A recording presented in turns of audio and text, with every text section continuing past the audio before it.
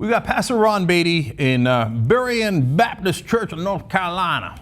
And he's going to somehow take the issue of gay marriage and connect it to Ebola, let alone all the other insane things that he says. Now, remember, Muslims are literalists of the Quran, and that's why they're very dangerous. And but Christians would do no such thing. Did I say that? All right, let's watch the pastor. Isn't it amazing? For 150 plus years, we've had the laws and many of the same laws on the book, and all of a sudden we're supposed to have had a vision overnight at how dumb we were all of those years, and now the things that even put laws in place that said homosexuality is breaking the law is now putting so-called laws in place saying that it's okay, that it's a lifestyle that's acceptable in our society. Listen, we're not getting wiser. We're getting dumber. We're not getting smarter. My friend, we are meriting, we are bringing the judgment of God on this nation as sure as Sodom and Gomorrah was destroyed.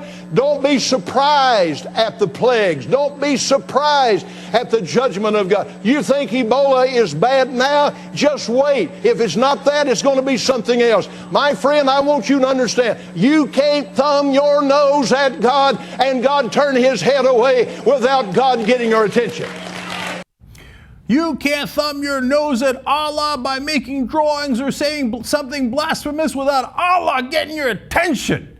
Now, wait, if this guy is right and God is causing Ebola, or the wonderful Christian God, well, it's killed over 4,000 people in West Africa already. Has ISIS killed 4,000 people? I don't know. Maybe not, probably not, right? So is a Christian God worse than ISIS? I'm here to ask questions. Look, I didn't say it. This dude said it, right? God apparently hates gays so much because it's in the book. It's in the book. It's in the Old Testament, okay? And that's part of the Bible, and he says that is literal word. Look, let's look at this guy a little bit more. I'll give you more quotes from his sermon there, and then you tell me if you can distinguish him from Muslim fundamentalists. He says, so the book of Revelation is about end times. Now, that's in the New Testament, by the way. End time events and what happens when this world is destroyed by fire. When the stars in the universe and the sun and the moon, like untimely figs cast from a tree, are just completely done away with and annihilated. By the way, this is what they're looking forward to. Oh, it's going to be great when you're all annihilated. But God loves me. He's going to suck me up into the sky. But you guys are going to have to deal with the figs that were cast from the tree. I think we're going to have bigger problems. It's so funny how they're all obsessed with figs. Do you know that there's a very legitimate possibility that the verse in the Quran was misinterpreted about the 72 virgins? Salman Rushdie gives a great speech about how it might actually, there's a real possibility that the correct translation of the Quran is that they would get 72 figs or dates when they got to heaven. Imagine the look on Muhammad Atta's face. 72 figs? You know why both the Christian and the Muslim fundamentalists are obsessed with things like figs? Because that's what they ate 2,000 years ago and 1,400 years ago in the desert where these religions came from. They're like, oh, a fig, that's awesome, man. Am I going to get one in heaven or am I not going to get one? Oh, if I like the gays, I'm not going to get figs. The figs are going to be cast from the tree. These people are lunatics. They're all lunatics. Fundamentalists from the same tree. They're just different branches of that same tree. Okay. Now, more from our good Christian pastor. He says they were doing something, referring to the homosexuals, that was not normal. They were doing something that was not natural. And as a result of that, like God judged this world with a flood, he judged Sodom and Gomorrah with fire. God loves fire, loves to kill people. That's what God loves. Okay, according to the literalist.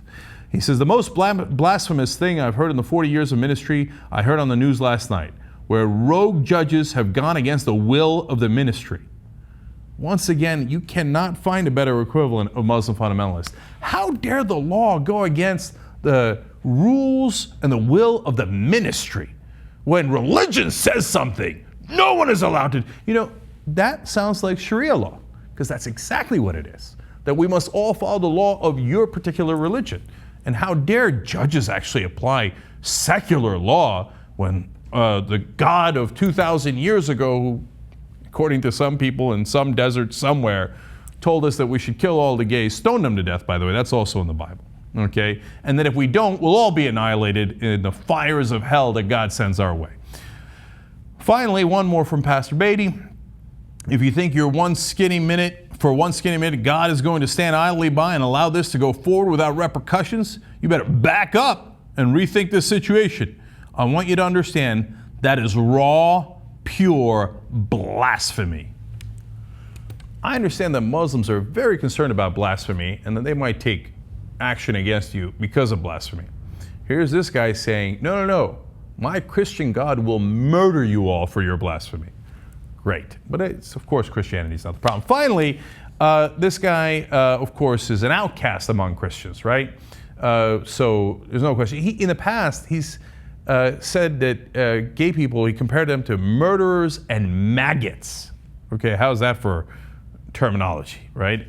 Of course, I'm sure that the esteemed groups across the country that do represent a lot of Christians, like the Family Research Council, they're out constantly on TV. They represent a lot of Christians. Their leader, Tony Perkins, has, I'm sure, already denounced and rejected this guy, right? I mean, all good Christians, why didn't you denounce this guy? Why haven't you denounced him? Well, if you haven't denounced him, then you agree with him, I guess, right? I don't know. It looks like there are no moderate Christians because they haven't denounced him. Well, Tony Perkins did you one better. He gave him an award. This award is given to a pastor who has demonstrated outstanding servant leadership for the heart and soul of America, but more importantly for the advancement of God's kingdom. It's fitting we honor those who are faithfully working to engage our culture for Jesus Christ. Doesn't look like they denounced him. Turns out they gave him an award.